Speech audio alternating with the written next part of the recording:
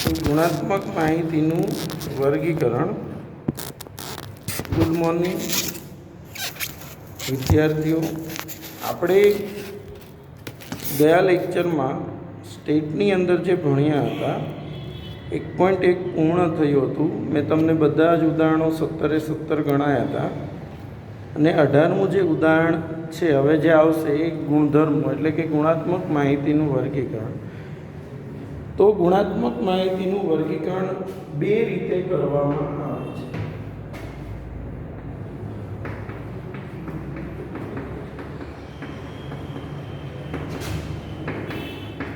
ગુણાત્મક માહિતીના વર્ગીકરણના મુખ્ય બે પ્રકાર છે. એક છે સાદું વર્ગીકરણ અને બીજું છે બહુવિધ વર્ગીકરણ. બરાબર છે. સાદું વર્ગીકરણ અને બહુવિધ વર્ગીકરણ. સાદું વર્ગીકરણ અને બીજું છે બહુવિધ વર્ગીકરણ. હવે સમજો, સાદું વર્ગીકરણ કોને કહેવાય? તો કોઈ એક જ ગુણધર્મના આધારે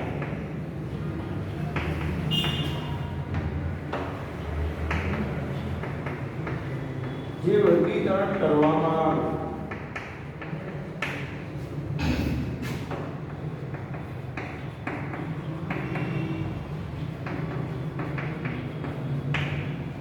તેને સાદું વર્ગીકરણ કહે છે. એક જ ગુણધર્મના આધારે જે વર્ગીકરણ થાય એને સાદું વર્ગીકરણ કહેવાય. અને બહુવિધ વર્ગીકરણ બે કે તેથી વધુ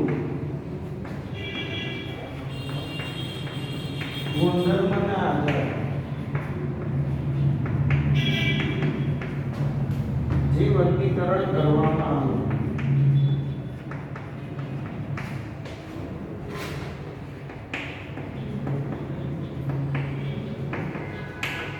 તેને બહુવિધ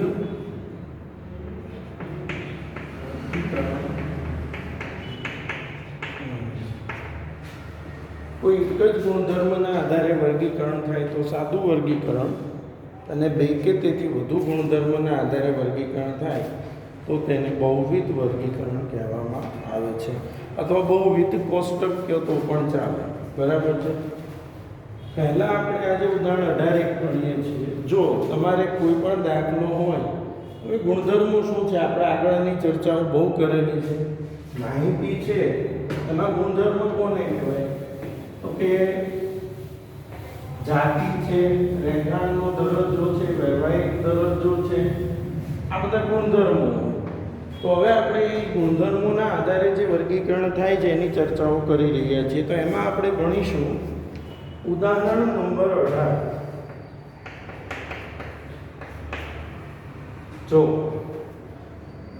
અમદાવાદ જિલ્લાની કોઈ એક સહકારી બેંકની વિવિધ શાખામાં કર્મચારીઓનો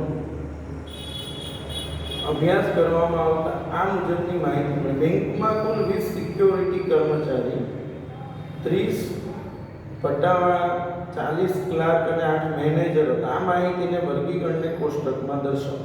પહેલા તો એમણે જે આપ્યું છે એને કહેવાય કર્મચારીનો દરજ્જો. તો કર્મચારીનો દરજ્જાની વાત કરીએ તો કયો કયો છે? એક સિક્યુરિટી છે,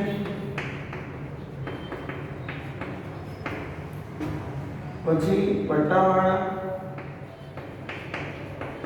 બીજું ક્લાર્ક અને ચોથું મેનેજર.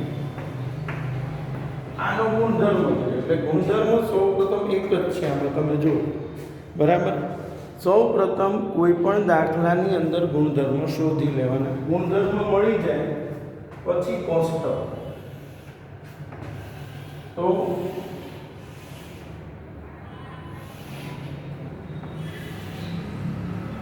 કર્મચારીનો દરજ્જો,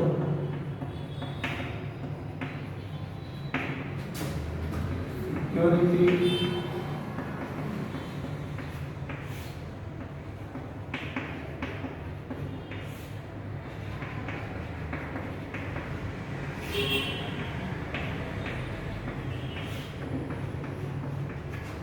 देखो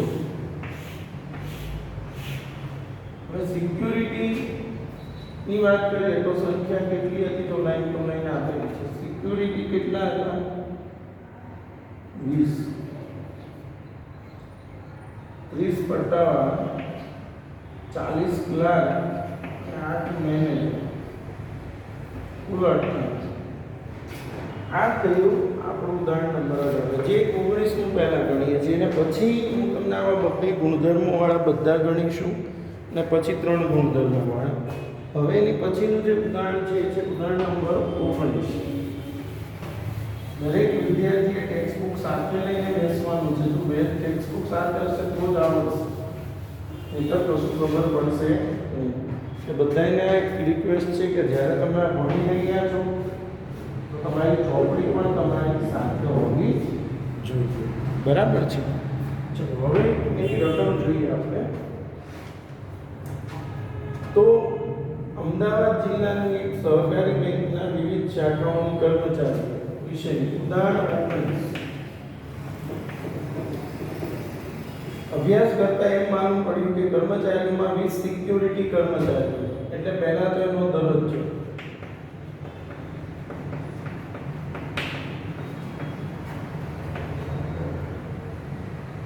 20 સિક્યુરિટી એક સિક્યુરિટી હતા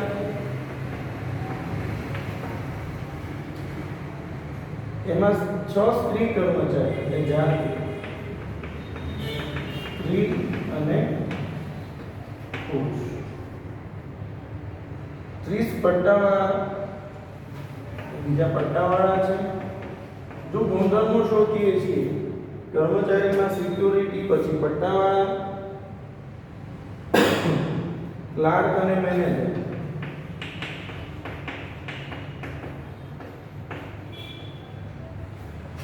હવે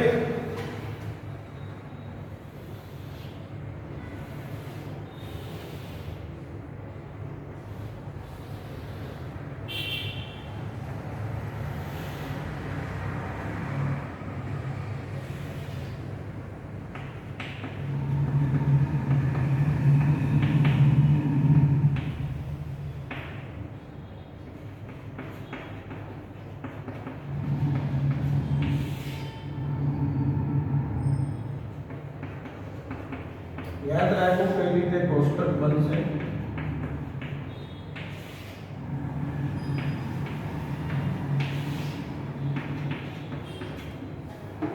હવે બીજું જાતિ છે તો અહીંયા પુરુષ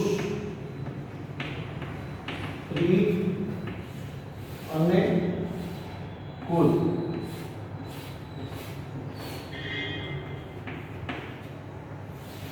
બરાબર તમે આ કોષ્ટકમાં થોડું જો આવું લખો ને તો પણ ચાલે જેમ કે અહીંયા આપણે કર્મચારીનો દરજ્જો લખ્યો પણ એક સારી રીત રહે છે આવી રીતે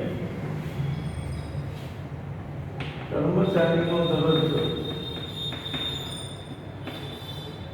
અહીંયા જાતે બંને ગુણધર્મો આવી ગયા હેડિંગ બહુ મહત્વનું છે હેડિંગ અહીંયા લખવાનું અમદાવાદ જિલ્લાની સહકારી બેંકની હેડિંગનો માર્ક કપાઈ જશે અમદાવાદ જિલ્લાની સહકારી બેંકની બરાબર છે વિવિધ શાખાઓમાં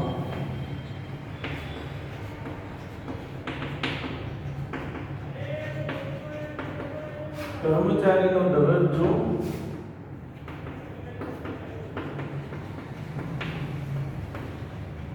અને જાતિ દર્શાવતું કોષ્ટક ખાસ લખવું પડશે આપણે હવે કર્મચારીઓમાં 20 સિક્યુરિટી હતા તો 20 કુલ હતા સિક્યુરિટી તેમાંથી 6 સ્ત્રી હવે સિક્યુરિટી કુલ 20 એમાં 6 સ્ત્રી હતી તો 20 - 6 કરીએ તો અહીંયા કેટલા આવશે 14 આવશે ત્યારબાદ 30 પટ્ટાવાળામાં 10 સ્ત્રીઓ હતી પટ્ટાવાળા કુલ 30 એમાં 10 સ્ત્રીઓ તો 20 પુરુષો 40 ક્લાર્કમાંથી 25 થયો, ક્લાર્ક કુલ હતા 40, એમાંથી સ્ત્રી હતી 25, અહીંયા કેટલા આવશે 15. અને 8 મેનેજરમાં 3 સ્ત્રીઓ, મેનેજર કુલ 8, એમાં સ્ત્રીઓ 3, અહીંયા આવશે 5. એટલે આમાંથી આ માઈનસ થશે એટલે આ સંખ્યાઓ મળશે. સરવાળો 20 ને 15 35 ને 14 49 ને 5 54.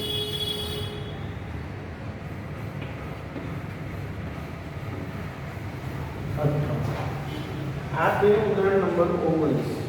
હવે જો આપણે આવા બે ગુણધર્મો વાળા જે દાખલાઓ છે પહેલા ગણીએ છીએ, તો હું તમને 2.2 માં પહેલો દાખલો ગણાવું છું. સ્વાધ્યાય 2.2 માં પહેલો દાખલો. દરેકે 2.2 કાઢવાનું છે, પહેલાં આ કોપી કરવાનું છે અને ત્યારબાદ 2.2.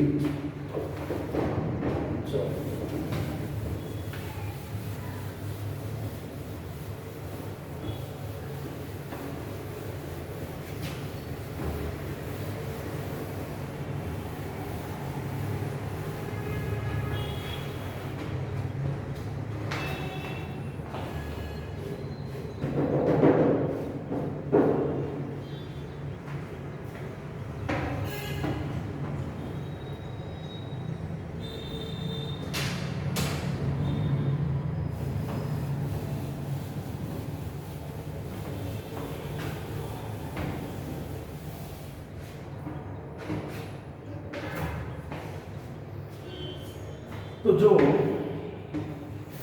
2.2 ની અંદર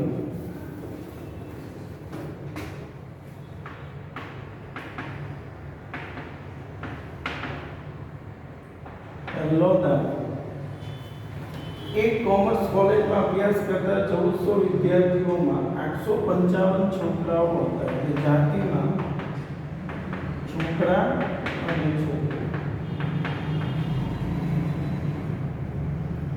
બરાબર. તેમાંથી 225 છોકરાઓ દ્વિતીય વર્ષ, એટલે અભ્યાસનું વર્ષ પ્રથમ, દ્વિતીય અને તૃતીય. એટલે બે ગુણધર્મો છે, એક જાતિ અને બીજું અભ્યાસનું વર્ષ. હવે આપણે કોષ્ટકનું એડિંગ શું લખવાનું બધામાં લખીશ ને, એકમાં સમજાય એવી રીતે.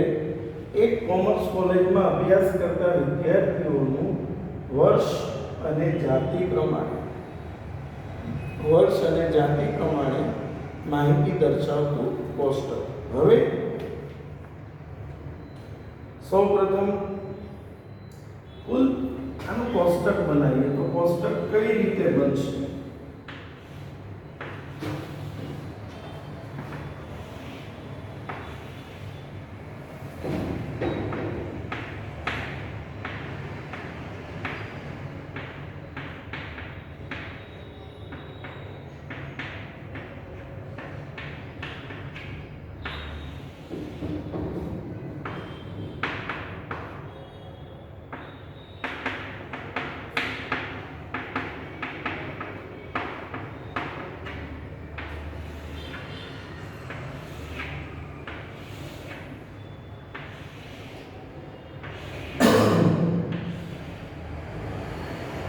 હવે કુલ 1400 વિદ્યાર્થીઓ, અહીંયા કુલ 855 છોકરા કેટલા હતા? 855. 1400 માંથી 855 માઈનસ થશે તો 545, બરાબર. પછી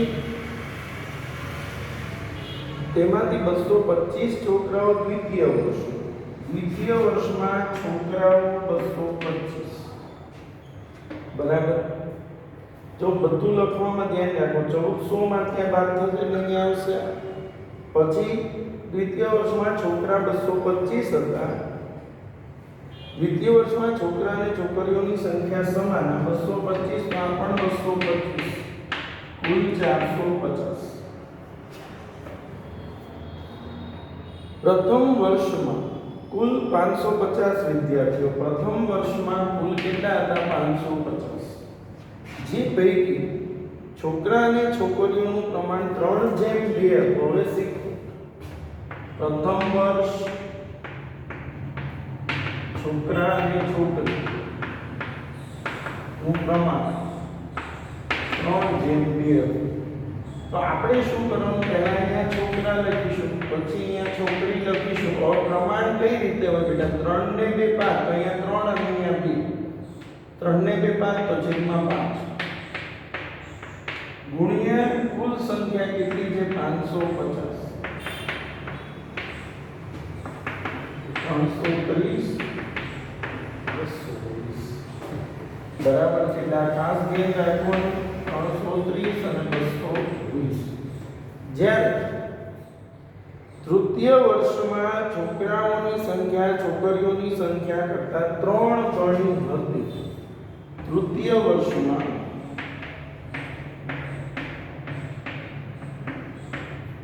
છોકરાઓની સંખ્યા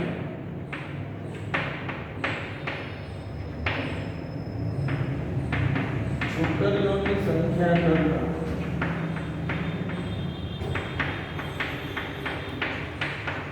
3 ગણી. આ શબ્દો શીખવાના છે. પહેલા આપણે તૃતીય વર્ષમાં કુલ કેટલા એ શોધીએ. 1400 માંથી આ બંને માઈનસ કરીશું. અહીંયા આવશે 4. હવે પ્રમાણ શોધતા શીખવું છું. જો ધ્યાન રાખજો.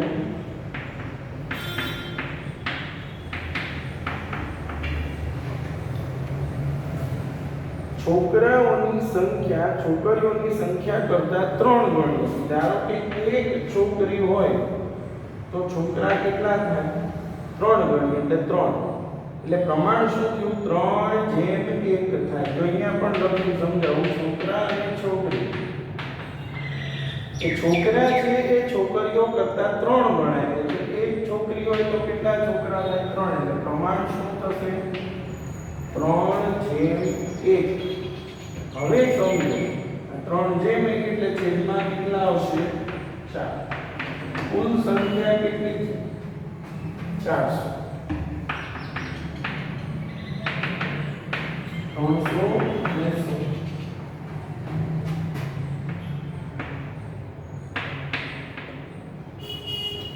આ થયો આપણો 2.2 માં દાખલા નંબર 1. બરાબર છે. હવે આના જ રિલેટેડ આવા બધા દાખલાઓ પહેલા ગણીએ. આપણે એક અલગ સિક્વન્સમાં જઈશું. તમને જે સિક્વન્સમાં ગણાવું એ પ્રમાણે જ ગણવાના છે. પેજ નંબર 60 ઉપર પેજ નંબર 60 ઉપર સેક્શન સી.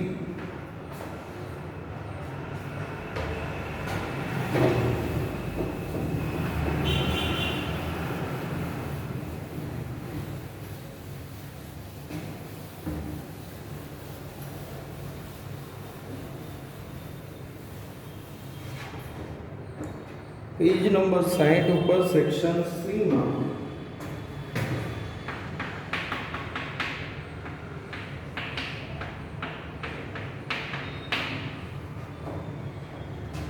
દાખલા નંબર 10.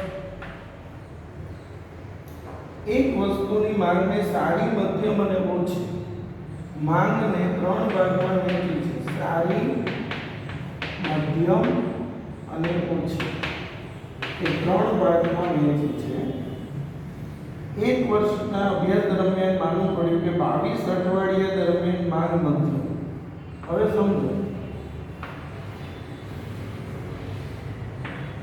ગુણધર્મ છે માંગ અને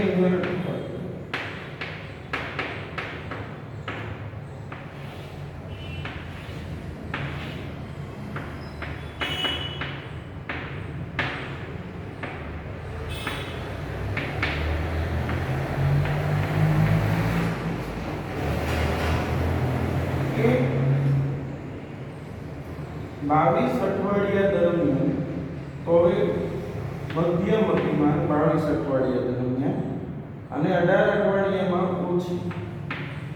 હવે પ્રશ્ન થાય કે અહીંયા શું આવશે અને અહીંયા શું આવશે? યાદ રાખો, એક વર્ષમાં 52 અઠવાડિયા હોય.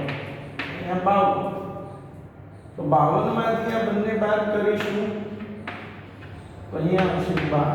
આ દાખલો ખાલી એક આ ખબર પડે એના માટે મહત્વનું છે કે વર્ષમાં 52 અઠવાડિયા હોય છે એની આપણને જો ખબર હોય તો આપણને આ દાખલો આવડે. બાકી કશું નથી, પણ પહેલાં એ ખબર પડવી જોઈએ કે વર્ષમાં 52 અઠવાડિયા હોય છે. બરાબર છે. એટલે આ થયું સેક્શન સીમાં દાખલા નંબર 10. હવે તમારે લોકોએ સેક્શન ડીની અંદર 9મો 13મો અને 14મો સેક્શન ડીમાં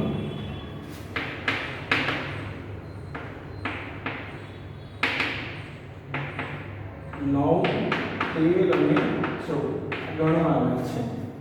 આવતા લેક્ચરમાં આપણે આવા જ દાખલાઓ આગળ કરીશું, 2 ગુણધર્મવાળા, 3 ગુણધર્મવાળા. બરાબર છે. અને બીજું ખાસ આ હોમવર્ક કરતા રહેજો, અને જે હોમવર્ક આપીએ છીએ એ દાખલા તમારો જે ચોપડો બનાવેલો છે આંકડાશાસ્ત્રમાં એમાં ગણજો. અને જે દાખલામાં તકલીફ પડે ત્યાં મને તમે કોમેન્ટ બોક્સમાં કોમેન્ટ કરજો કે આ દાખલો સમજાતો નથી. બરાબર છે. Thank you.